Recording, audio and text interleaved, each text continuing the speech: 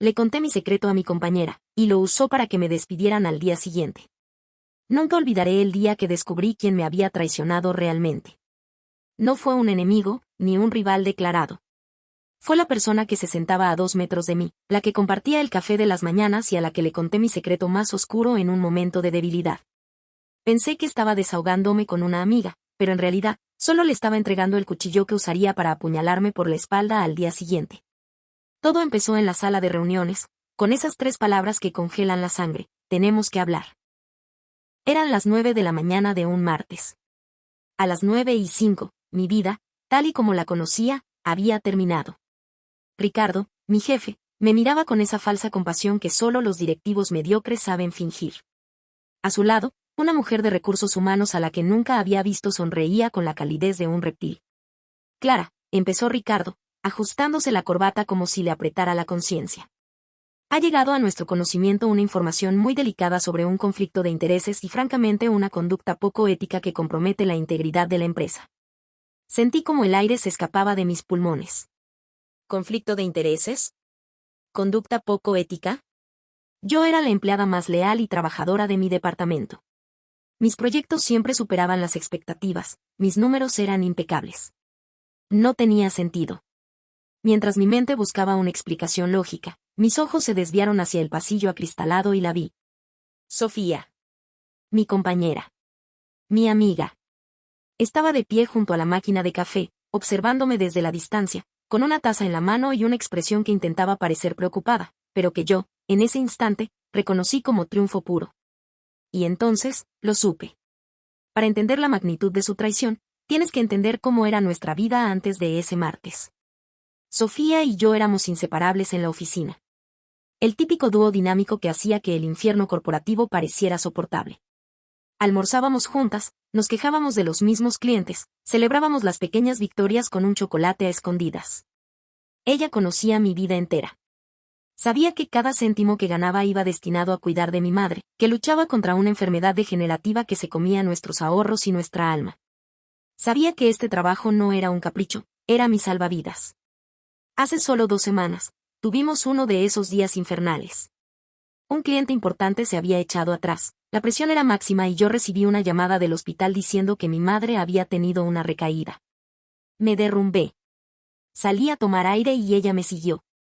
Fue entonces, en ese callejón sucio detrás de la oficina, con el olor a basura y mis lágrimas mezclándose con la llovizna, cuando cometí el peor error de mi vida. Le conté mi secreto. Le hablé de mis 20 años, de una época estúpida en la que, desesperada por dinero para la universidad, me asocié con un exnovio en un pequeño negocio online que resultó ser una estafa piramidal. Yo no lo sabía al principio, pero cuando lo descubrí, ya era tarde. Mi nombre estaba en los papeles. No fui a la cárcel, pero tuve que declararme culpable de un delito menor, pagar una multa y vivir con la vergüenza de haber sido tan ingenua. Era una mancha en mi pasado que había luchado por borrar, una bandera roja que, sabía, podría destruir mi carrera si alguien se enteraba. Se lo conté a Sofía porque me sentía sola, asustada y necesitaba que alguien me dijera que todo estaría bien. Ella me abrazó, me dijo que mi pasado no me definía y que mi secreto estaba a salvo con ella. Y yo le creí. Pero recuerdo algo ahora, un detalle que ignoré por completo. Cuando terminé de contarle todo, su primera pregunta no fue ¿estás bien? Fue, ¿y eso aparece en algún registro público? Recogí mis cosas en una caja de cartón, sintiendo las miradas de todos mis compañeros clavadas en mi espalda. Era la caminata de la vergüenza. Nadie se acercó a despedirse. Sofía ni siquiera levantó la vista de su ordenador. Cuando salí por la puerta principal, el aire de la calle me golpeó como una bofetada. Estaba despedida. Humillada. Y no tenía ni la más remota idea de cómo se lo iba a decir a mi madre. Lo primero que hice al día siguiente fue intentar llamar a Sofía. Directo al buzón de voz. Le envié un mensaje. ¿Qué has hecho, Sofía? La respuesta tardó 1 hora en llegar y fue tan fría que me heló los huesos. No sé de qué me hablas. Lo siento mucho, Clara. Era la mentira más descarada que había leído en mi vida. La rabia empezó a burbujear en mi interior, desplazando al shock y a la tristeza. Ella no solo me había traicionado, sino que ahora se hacía la inocente. Necesitaba entender no solo el qué, sino el por qué. ¿Una promoción? ¿Envidia? Parecía demasiado simple para un acto tan cruel. Pasé los siguientes 2 días en un limbo de insomnio y cafeína, repasando cada conversación, cada gesto, cada mirada compartida con Sofía. No encontraba nada, ninguna señal de que estuviera planeando esto. Me sentía estúpida, ciega. La desesperación me estaba consumiendo hasta que, en medio de la noche, recordé algo. Unos meses atrás, tuvimos que colaborar en un proyecto y creamos una carpeta compartida en la nube para intercambiar archivos. Nunca había cerrado la sesión en mi ordenador personal.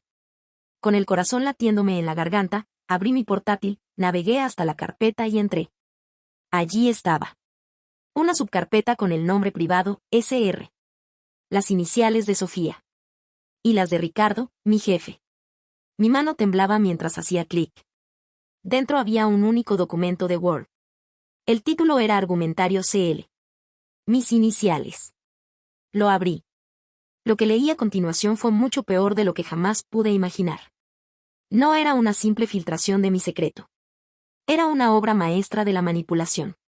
Sofía había tomado la historia de mi error juvenil y la había tergiversado hasta convertirla en un arma de destrucción masiva.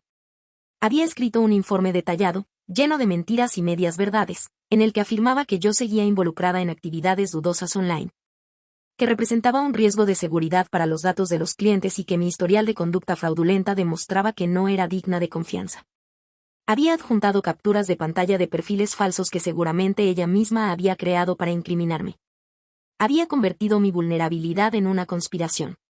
Era metódico, calculado y diabólico. Y al final del documento, una nota para Ricardo: con esto, su puesto queda libre para mi ascenso y nuestro pequeño problema con el presupuesto del trimestre pasado queda convenientemente olvidado. 2 pájaros de un tiro. El primer gran giro WTF me golpeó con la fuerza de un tren. No se trataba solo de que Sofía quisiera mi puesto. Se trataba de que ella y Ricardo estaban encubriendo algo, probablemente un desfalco o un error garrafal, y yo era el chivo expiatorio perfecto. Mi despido era la cortina de humo que necesitaban. Me sentí completamente atrapada. Eran ellos dos contra mi palabra.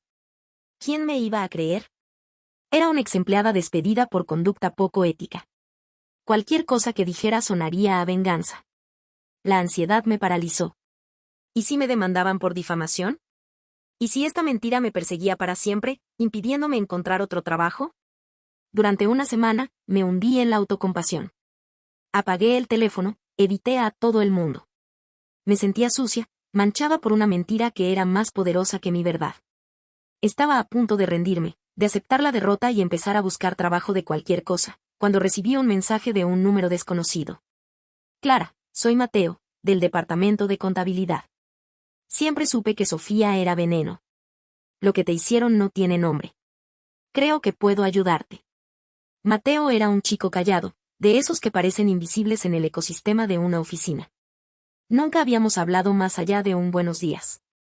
Sentí una oleada de esperanza, el primer rayo de luz en un túnel de oscuridad. Quedamos en una cafetería lejos de la oficina. Mateo me contó que había visto a Sofía y a Ricardo tener reuniones a puerta cerrada, con una actitud muy sospechosa. Dijo que había notado irregularidades en las cuentas del último trimestre, justo las que Ricardo gestionaba, y que mi despido le pareció una maniobra de distracción demasiado conveniente. Me dijo que si podía conseguir una prueba sólida de su conspiración, él podría cruzarla con sus datos y llevarlo todo a la dirección general. Por primera vez en días, sentí que tenía un aliado, una oportunidad. Era mi falso amanecer. Mateo me sugirió un plan: enviarle un correo anónimo a Ricardo, insinuando que sabía lo del presupuesto, para ver cómo reaccionaba. Sería la forma de hacerlo cometer un error. Esa noche, preparé el borrador del correo. Estaba a punto de darle a enviar cuando una extraña sensación de duda me invadió. Era todo demasiado perfecto. ¿Por qué Mateo, un casi desconocido, se arriesgaría tanto por mí? Mi instinto, ese que había ignorado con Sofía, me gritaba que algo no encajaba. Decidí hacer una última cosa antes de pulsar el botón. Abrí Instagram, algo que no había hecho en semanas. Busqué el perfil de Mateo. Era privado. Pero entonces busqué el de su novia, a quien una vez mencionó de pasada. Su perfil era público. Y ahí estaba. Una foto publicada hacía 3 semanas. Una cena de celebración en un restaurante caro. En la foto aparecían la novia de Mateo, el propio Mateo, Ricardo y, abrazada a él, sonriendo a la cámara como si fuera la reina del mundo, Sofía. El texto de la foto decía, celebrando los nuevos comienzos con el mejor equipo. El segundo giro WTF me dejó sin aire. Mateo no era mi aliado. Era parte de la trampa. Me habían tendido un cebo para ver qué sabía y hasta dónde estaba dispuesta a llegar. No estaba luchando contra Sofía. Estaba luchando contra una mafia corporativa perfectamente organizada que me había elegido como su víctima. Estaba completamente sola. Y ellos estaban jugando conmigo. Ese fue mi punto más bajo. Sentada en la oscuridad de mi salón, con la pantalla del portátil iluminando mi rostro, sentí una mezcla de rabia y desesperación tan intensa que me quemaba por dentro. Me habían subestimado. Pensaron que era una chica asustada y vulnerable a la que podían aplastar y olvidar. Pero se equivocaron. La vulnerabilidad, cuando sobrevive a un ataque así, se convierte en una armadura. Ya no tenía nada que perder, y eso me hacía peligrosamente libre. Borré el correo anónimo. El plan de Mateo era una trampa para hacerme parecer culpable de extorsión. Pero su plan me dio una idea mejor. No iba a asustarlos. Iba a exponerlos. Pero necesitaba la prueba definitiva, el arma nuclear que los aniquilaría a todos. Y entonces, como un relámpago, recordé otra cosa que Sofía me había contado en uno de nuestros almuerzos. Se jactaba de grabar en secreto las reuniones importantes para protegerse. Dijo que la gente miente, pero las grabaciones no. Irónico, ¿verdad? La carpeta privado, SR seguía en mi nube. Era una posibilidad remota, casi una locura, pero tenía que intentarlo. Empecé a buscar. No había vídeos, pero sí una subcarpeta oculta llamada audios.